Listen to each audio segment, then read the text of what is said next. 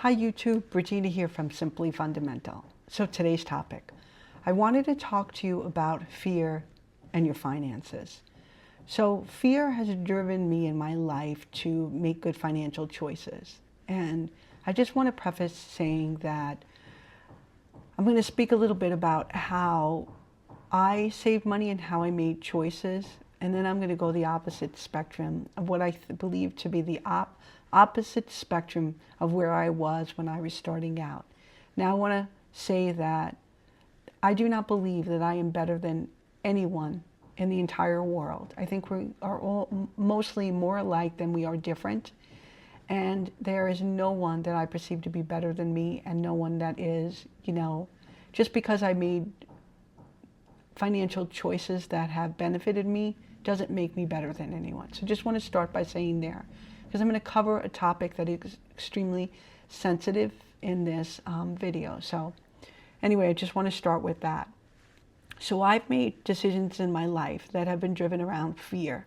So the fear of, for me, I kind of consider myself more like a optimist, but I'm also a realist. I know I'm going to get old.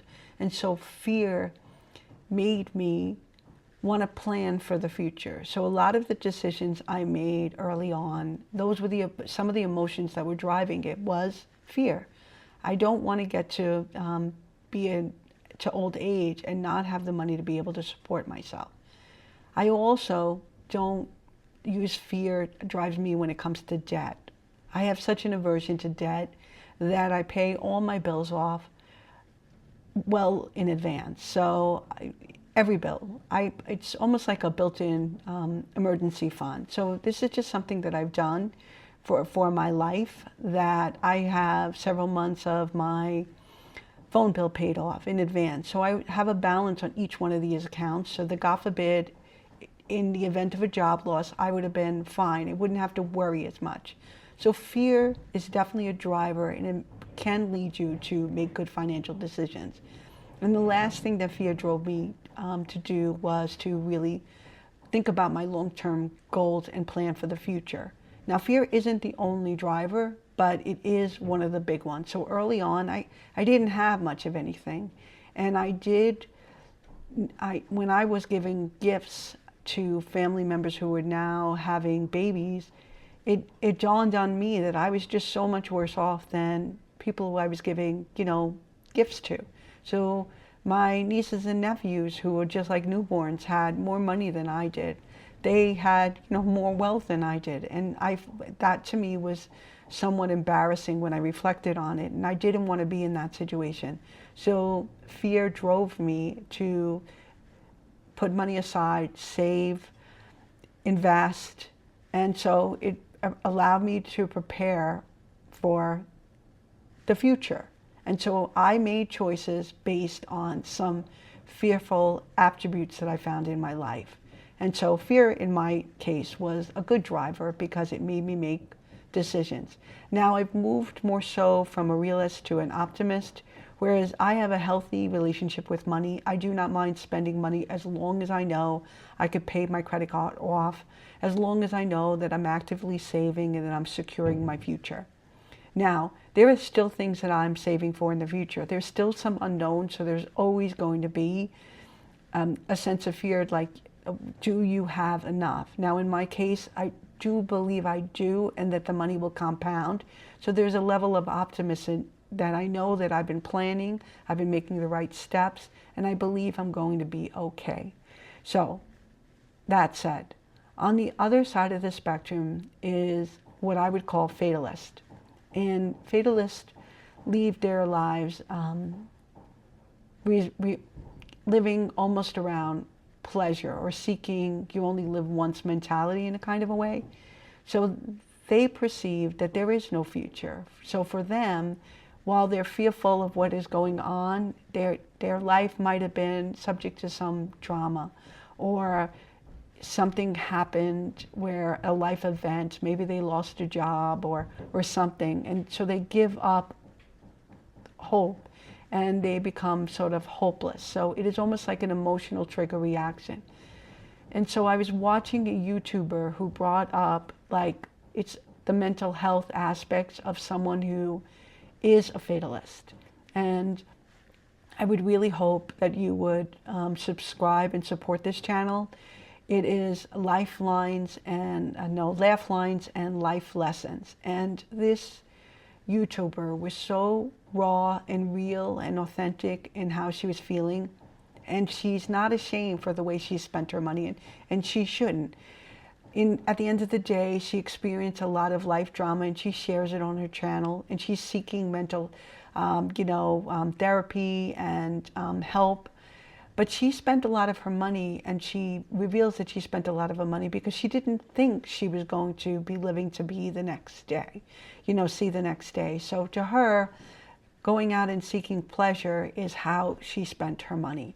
So there was, why save for tomorrow when tomorrow might not even come? So that drives people to spend money to you only live once. So I have a story about this, and it's real personal, but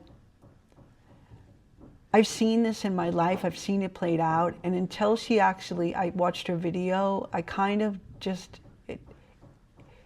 it's hard to understand it until you actually, someone talks about it. So I really do recommend that if you are finding yourself with reckless financial behavior and if you really see the world as doom and gloom, that you tune into the channel, because I do think she has some helpful insights, that there are things you can do. But I'm going to share this story with you.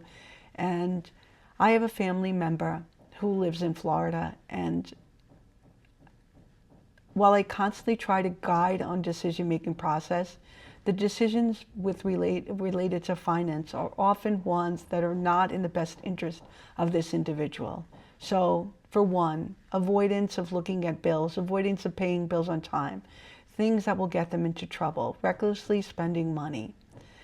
But this person experienced drama, and they had post-traumatic stress with regards to it. They believed that they were hacked and that their computer was hacked and someone was out to kill them. And so a lot of the decisions they made thereafter were based on, what does it matter? I'm not going to live to be tomorrow. And so in this one instance, I think I was visiting Florida, and we're talking about, this is really mental health kind of issues. And someone came to knock on the door, and I went to go open the door, and this person who was there runs and grabs a hammer. Wait, don't open the door yet, don't open the door. And went to go grab a hammer so that we could open the door. And I'm like, what are you doing?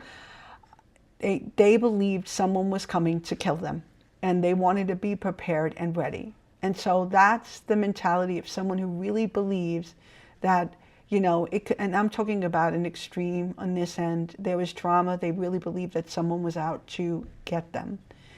And to the point where one day I'm home in New York, and I get a phone call from a bar restaurant, and I'm telling you, the depression had gotten really extreme for this person, and they had no money. They had, but they decided to take themselves out to a restaurant, and to a bar restaurant, and order a meal. And I get a phone call, and at first it's this person talking to me and mentions, well, this is going to be my last meal. I don't think I'm going to be around after tomorrow. And it wasn't because they were going to kill themselves. They truly believed someone was after them, and they were going to be killed and murdered. And so they had been working with the police, and because of this hacking situation, they had the FBI involved. And while it seemed, from an outside perspective looking in, I didn't have the same perception. They then handed the phone over to the bar, and the bar needed a credit card from me because this person really thought that they were having their last meal. So mental health is a real big issue, and it really does affect people's finances. And sometimes when you're in those kind of situations, it really makes sense why somebody is spending money recklessly, or they're avoiding their finances, or they're just not making good decisions for themselves. So that's quite the opposite end of the spectrum of where I was starting out. and where this person was. And it's probably even vastly different from Laugh Lines and Life Lessons YouTube channel of what she explains her her dealings with money and how she spent it the moment she had it, and how when she was spending money, it was more because life was hopeless and she really didn't think she had a future for herself. Just surviving each day was progress. So there's the two different extremes. So on one end, being a fearful realist can be, you can take that to extreme. You could be hoarding money. You could be, at the point where you're not using money at all. And then you could be at the point where I am, being, while you're a realist, you realize that, old age will happen and that events could happen, like losing your job, and you prepare for these things. Sometimes people take it to an extreme, and other times, you have to try to find a happy medium. You have to try to find balance between using money between fear and pleasure. And some of the things that you could do, and these are just my thoughts, is small steps. Like when it comes to this relative of mine that I was explaining, or even someone like Laugh Lines and Life Lessons, I always say this, start from where you are, and even something so small, even though they can't perceive that there would be a future for themselves, the idea of just even saving a little bit or putting even a little money aside, it can be reframed to think about it to be used for the present, so that you save it, God forbid you need it. And then that would start a better cycle for you when it comes to money. Because if you're constantly in a cycle where you're saving too much, or you're spending, I'm actually talking about the fatalist, the steps they should take, not the realist, the fearful realist. But the fearful fatalist should think about saving, even though their perception is to spend the money as soon as they make it. Their perception is to not pay their bills and, just live their life in the moment and seek whatever pleasure that they can get. But what ends up happening is, because they do this, they're being really doing a disservice to themselves, because more often than not, the future does come. And the fact that they're not saving and they're continuing the cycle, the hopelessness, the dread, the despair, it will just continue if they live in a cycle where they're spending too much and they're carrying so much debt.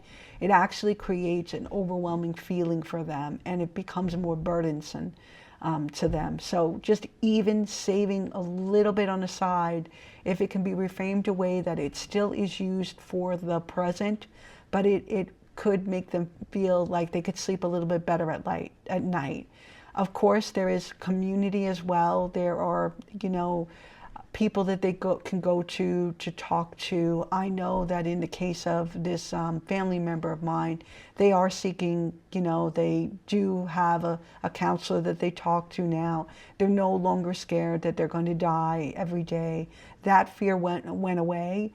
And it was quite dramatic to me to be in that situation. But sometimes you do have to seek help that you can't give yourself. So in my case, I started talking to a therapist for a short time because I didn't know how to effectively react or respond or just even emotionally handle what was happening. It was beyond something I've ever experienced, and so I needed help navigating it. So I spoke to a counselor on how to not hurt that person anymore, not do anything to hurt that person, not to do my best not to judge that person, do my best to be as helpful as possible, but in the same time not put myself in a situation where I was going to be used or manipulated, or I didn't want to. You can get to the point where you're helping someone too much and then it becomes a codependent relationship, and I don't want to be in that kind of situation. Anyway, so there is therapy as well so that you can get a better understanding and grip for your money, so that you can get out of the cycle if you are on that spectrum where fear drives you to the point where you're just seeking pleasure in the moment, and then you're not saving money for your future because you really believe that the world is doom and gloom, and then one day you find yourself older and your cycle of mental health only gets worse because you didn't prepare at all for the future. Anyway, I know this is a really tough topic. It's probably, I mean, I'm not a counselor. I only know what I know from experience.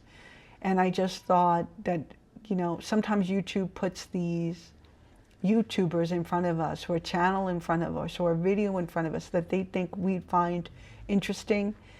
And it just opened my eyes. It was just like a reminder to me, just the opposite extreme of things that my family member went through, of how for a period of time believed life was over, didn't, and the spending revolved around that, the debt accumulated around that. And yeah, it was a struggle for me as well to be, to deal with that situation.